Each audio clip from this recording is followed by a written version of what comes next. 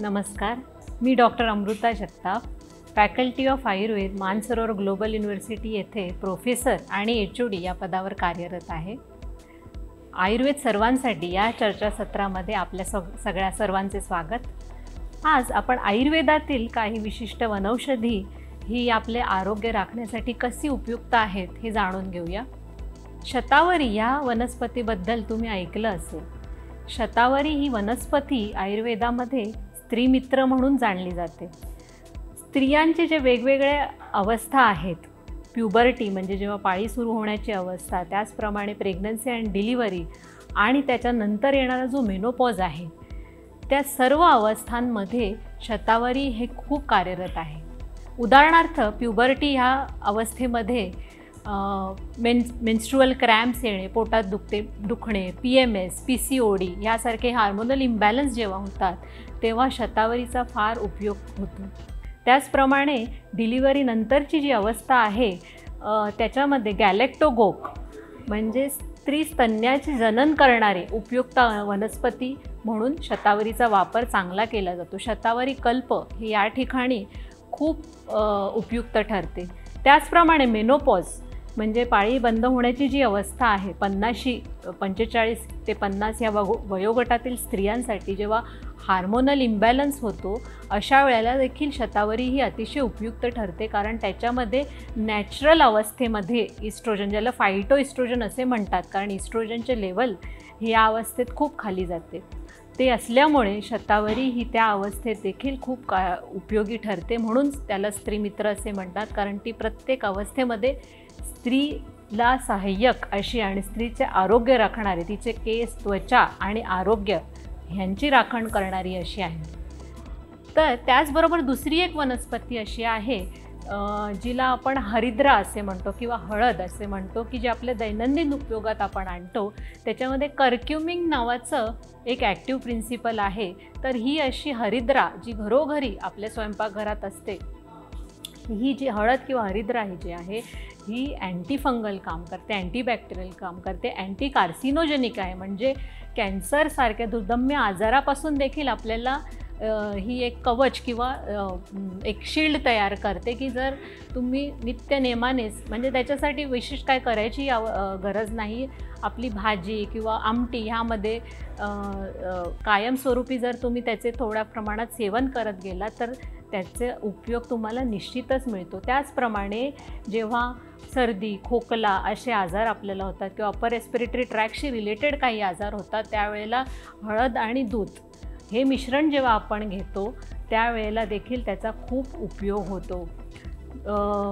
हळदीचा दुसरा उपयोग असा आहे की ती अंतर्बाह्य कार्य करते. त्या म्हणजे आपल्या सगळ्यांनाच माहिती असेल की जेव्हा एक सवाशिण दुसऱ्या सवाशिणीला भेटते तेव्हा हळदी कुंकू लावून स्वागत केले जाते. एवढे महात्म्य हळदीचे आहे.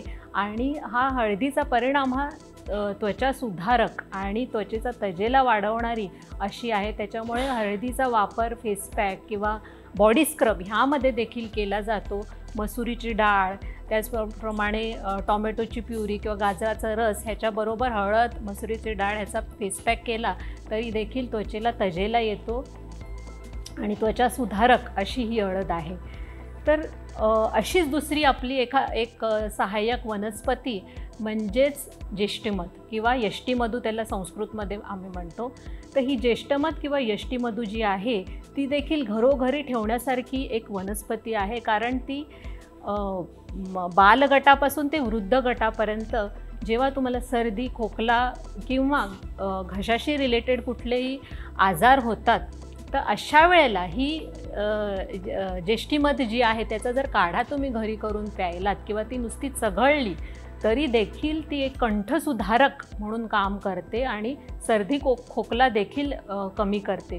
त्याचप्रमाणे कंठसुधारकचा जेव्हा आपण विचार करतो तर ज्यांच्या घशावर खूप ताण आहे अशा प्रोफेशनमध्ये जे कार्यरत आहेत, की ज्यांना कंटिन्युअस बोलायचं आहे किंवा गाण्याच्या व्यवसायामध्ये जे आहेत, की ज्यांच्या गलप्रदेशी ताण जास्त येतो, तर अशांसाठी पण कंठसुधारक म्हणून ही ज्येष्ठमध खूप उपयुक्त असे ठरते। त्याचप्रमाणे हे अतिशय शीतल असल्यामुळे दाहशामक देखील आहे, त्यामुळे शरीरामध्ये कुठेही दाह असतो, उदाहरणार्थ जेव्हा हायपर ॲसिडिटीचे पेशंट आहेत तर ते पित्ताचा उद्रेक कमी करणारी आहे। त्याचप्रमाणे हायपर ॲसिडिटी जास्त झाल्यामुळे जर पोटात अल्सर निर्माण झाले असतील तरी देखील यष्टीमधू ही खूप कार्यप्रद ठरते। म्हणून यष्टीमधूचा वापर दैनंदिन जीवनात करणे हे खूप उपयुक्त ठरते। त्याचप्रमाणे दुसरी वनस्पती जर आपण बघितली तर ती म्हणजे आवळा, किंवा ज्याला आयुर्वेदामध्ये आमलकी असे म्हणतात। ही एक अतिशय उत्कृष्ट अशी वनस्पती आहे आणि ती षड्रसात्मक आहे, सर्व रसांचा समावेश त्याच्यामध्ये आहे। त्याचप्रमाणे आयुर्वेदानुसार ते एक सर्वश्रेष्ठ रसायन मानले गेलेले आहे। आणि आवळा आज तुम्ही बघाल तर हे वेगवेगळ्या स्वरूपात आपण सेवन करू शकतो, जसं आपण त्याचं सेवन कच्चं करू शकतो, किंवा आवळ्याचा मुरावळा करू शकतो, किंवा त्याची आजकाल आवळा कँडी या स्वरूपात मिळते, ती तुम्ही लहान मुलांना सहजरीतीने देऊ शकतात, किंवा च्यवनप्राश म्हणून सर्वश्रुत आहे। हे एक अतिशय बल्य आणि इम्युनिटी वाढवणारे असे एक टॉनिक आहे, जे देखील बालगटापासून यौवनावस्था तसेच वृद्ध गटापर्यंत सगळ्यांना उपायकारक आहे। तसेच आवळा हा देखील आपले त्वचा आणि केस ह्या दोघांसाठी उपयुक्त आहे, त्यामुळे तेलामध्ये देखील आवळ्याचा वापर केला जातो आणि हे केशसुधारक, केस वाढवणारे आणि त्याला एक लकाकी देणारं असं द्रव्य आहे। आवळ्याची दुसरी एक महत्ता अशी आहे की आवळा जो आहे तो डायबिटीज किंवा मधुमेह ह्याच्यामध्ये देखील खूप उपयुक्त असे द्रव्य मानले जाते आणि त्याचा वापर सर्वसाधारणपणे आयुर्वेदिक उपचारांमध्ये केला जातो। अजून एक महत्त्वाची वनस्पती ज्याचे नाव देखील तुम्ही ऐकलं असेल ते म्हणजे आहे गुळवेल।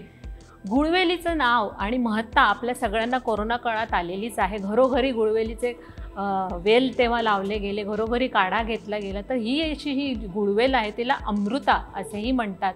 हे देखील एक उत्कृष्ट रसायनद्रव्य आहे आणि ही गुळवेल जी आहे ती ज्वरनाशक म्हणून प्रसिद्ध आहे, म्हणजेच कुठल्याही प्रकारचा ज्वर जो आहे तो कमी करणारी, व्हायरल फीवर असो, डेंग्यू असो, मलेरिया असो, तर ज्वर कमी करणारी आहे, इम्युनोमॉड्युलेटर आहे, कारण ती टी लिम्फोसाइट म्हणजे शरीराची जी डिफेन्स सिस्टम आहे ती स्ट्रॉंग करणारी आहे। तर ओव्हरऑल इम्युनिटी वाढवल्यामुळे बऱ्याचशा आजारांमध्ये ह्या गुळवेलीचे जर सेवन केले तर आपल्याला संरक्षण मिळते, अशी ही औषधी वनस्पती गुळवेल। तर अशा प्रकारे आपण काही निवडक वनस्पतींचे जे आज तोंडओळख करून घेतली, त्या आयुर्वेदामध्ये त्याचा काय उपयोग होतो आणि कशाप्रमाणे वापरली जातात, आरोग्य सुधारण्यासाठी याची आपण माहिती करून घेतली। तर आपल्या सर्वांचे खूप खूप धन्यवाद। थँक्यू।